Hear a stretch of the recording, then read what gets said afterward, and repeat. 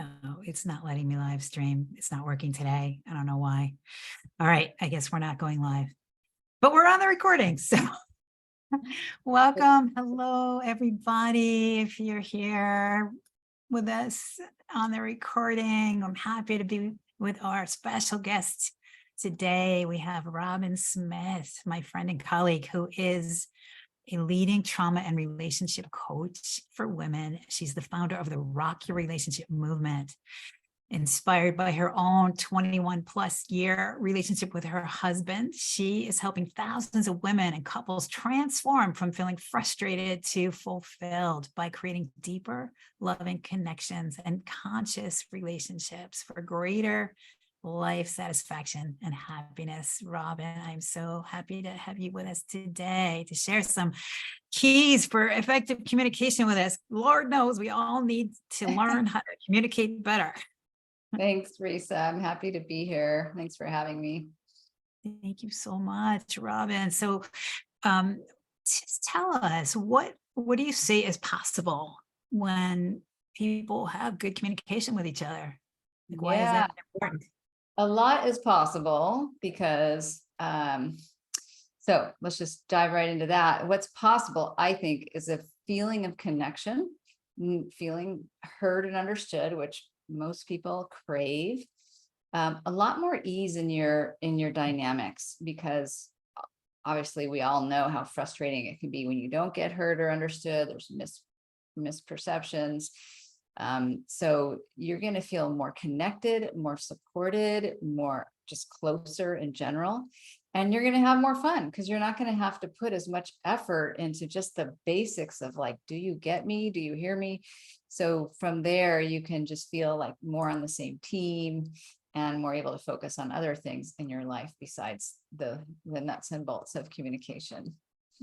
Beautiful. And what do you see as some of the pitfalls, like some of the main problems that people have being able to communicate with each other? There are many. I just taught on 9 key communication mistakes, and I could have taught on 29, but my top 3 are blame, criticism, and defensiveness. And so just to break it down a little bit, when we blaming is so common. I grew up in a household where like, you did this, you shouldn't do that, it's your fault, so we're always looking to point the blame somewhere, find the cause of the problem. And sometimes we do it to ourselves. It's my fault, I'm the source. But whenever we do that, we're pushing somebody away.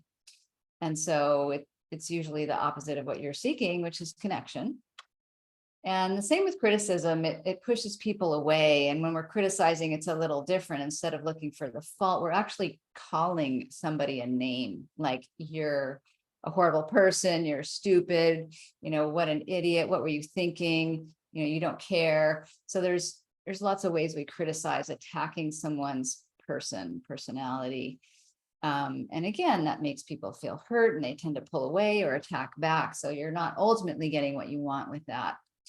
And then the last one, defensiveness, is going to be the response that most people have to getting blamed or criticized, because it hurts to have that happen. And so you defend, you want to protect yourself. You might put up a wall, explain yourself. So there's lots of ways defensiveness can look. But again, defending is because it's protection. It's like a wall, and it does tend to push people away instead of bring them closer.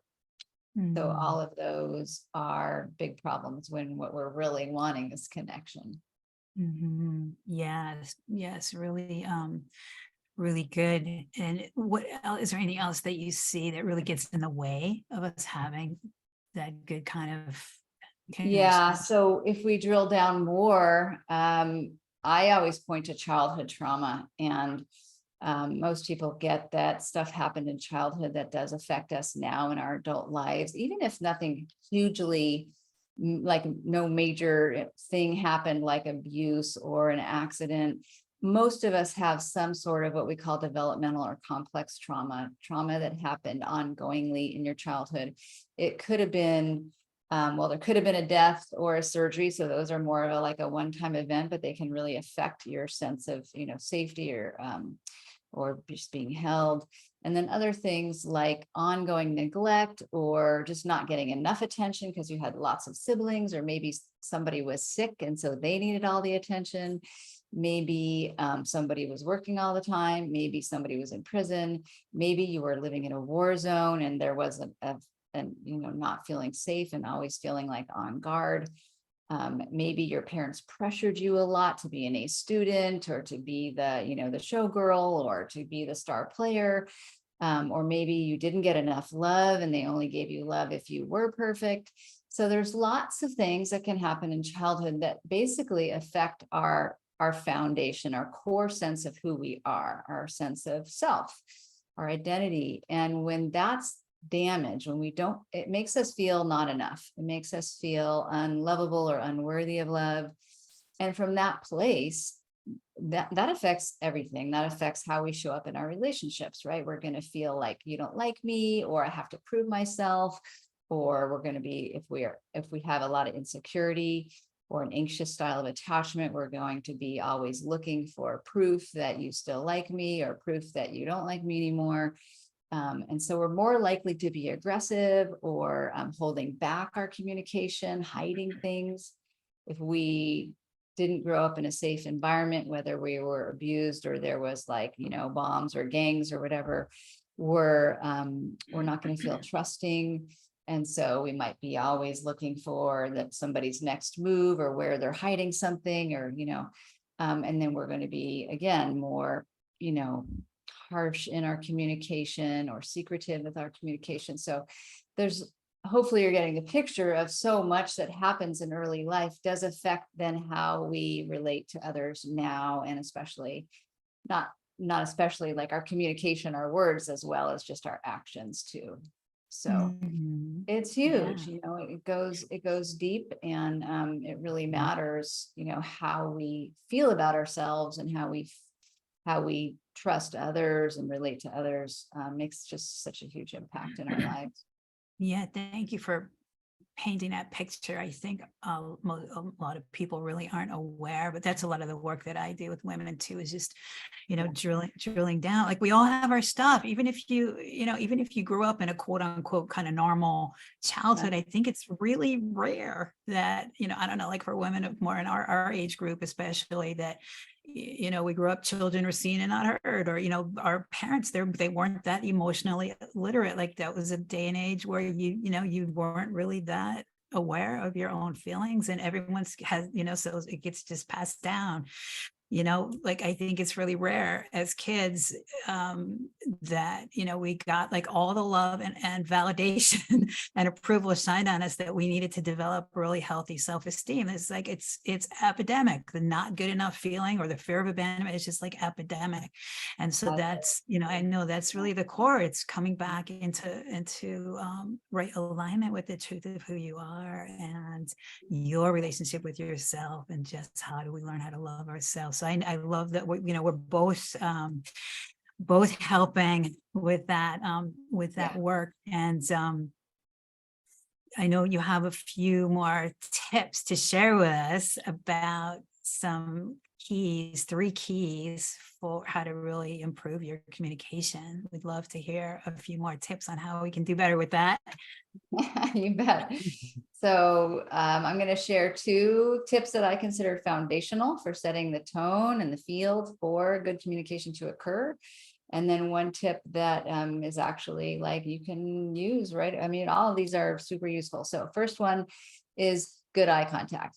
Good eye contact.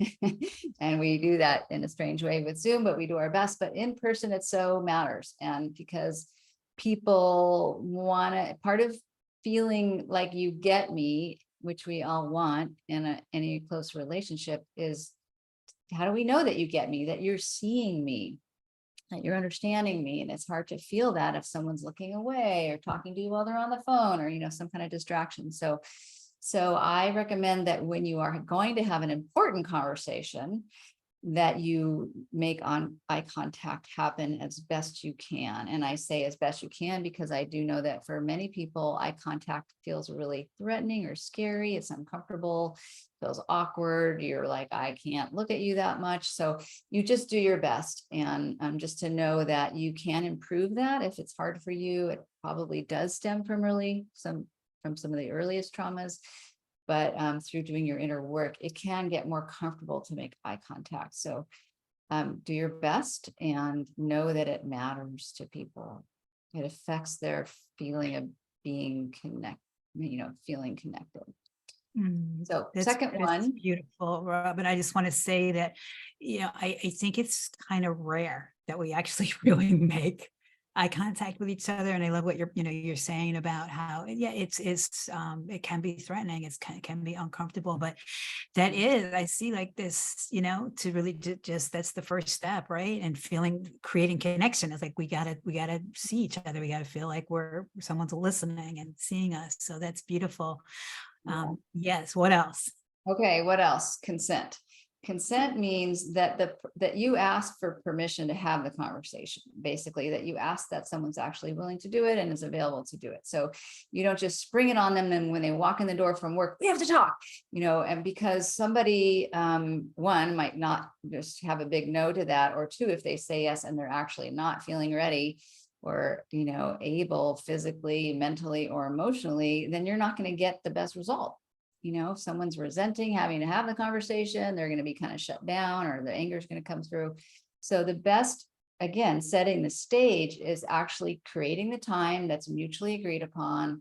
Let's have this conversation at this time. Maybe we'll give it 30 minutes or whatever it needs.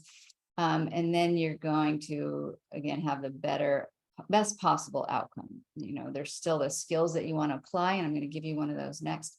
But consent is you're getting someone to say, yes, I'm emotionally available. That means they're not like overwhelmed with already these other emotions. They're physically available. They're not totally exhausted, or whatever else or busy doing other things. And they're mentally available. Their brain's online. They're not, again, like tapped out from using themselves for 8 hours at a job. So make sure you're getting that for yourself, because if you want a good outcome, you deserve somebody to be there for you to talk. Yeah, so good. I know it's like you're really setting yourself up. If you don't do that, I think you're kind of setting yourself up for not a constructive conversation if that person's stressed or distracted or whatever. And that's just so that's such a good tip. I think that's a mistake that I see a lot of people making, is this as women too, like especially if we've been holding it in some resentment or some frustration for a long time, and then all of a sudden it's just like boom, and then we explode, and then it doesn't go well. So it's like, pick a time and set it up so everyone's really available on all levels to receive it in the most constructive way as possible. So that's good. And what else? You have one more. So the last one is we can call reflective listening. So that's when someone's talking, you're doing a little bit of that yourself right now by reflecting back what I'm saying. So when someone's talking, you're listening, to help them feel heard and understood, you can share back a little bit of what you heard them say. Just Risa, you're modeling that perfectly right now. And that helps the other person feel like, okay, you're listening. I know you're here. You're not just looking at me, but you're actually hearing what I said. And then if you get it wrong, it's okay. You can just, if they get it wrong, you can just clarify. Actually, I didn't say that. I was saying this, but it really helps the feeling of connectivity in the dynamic, and the alternative can be somebody doesn't hear. They're like, okay, cool. Or they might just say, well, you know what my experience is, and then they go off on a tangent about themselves, and you're like, did you even hear what I was saying? Because now you're talking about you, or maybe you're talking about a totally other topic because you had some free association, and then there's like feeling missed. So when you do even a little reflection, I like what you're saying about that. That makes sense to me. It can really help the feeling of connection. So simple, but so powerful. And I think like that's something that is a skill I learned a long time ago. So it kind of comes naturally to me now, but I know most of us aren't taught that. It's kind of a simple thing, right? But, Yeah. people assume that, we are, even if, like, we are listening and, we assume people, know that we're listening, but unless we say, like, it feels really good when someone just, with their words reflects back to you. So like you really feel heard. It makes a big difference. So that's a simple, beautiful, really powerful, tip. Thank you for sharing all those, Robyn. Any other, last words of wisdom? I know you have a free, training coming up that's going to be really valuable, really powerful. Do you want to tell us a Yeah. little bit more about that? And then anything you want to say after that to kind of wrap us up? You bet. Yeah. So the training, I'm really excited about it. And it's free. It's online. It's called the Rock Your Relationship Communication Training. And it's 7 days of simple teachings like this, about an hour a day, not all day or anything. And you will get a teaching, you're going to get a practice like today, but in the training, you're going to get asked to implement the practice, go away, find somebody to do it with, come back and report on how it went. There'll be questions, there'll be assignments. And if you follow through on the assignments, you have you qualify to win a prize. So there's daily prizes and there's a $2,000 grand prize in coaching with me.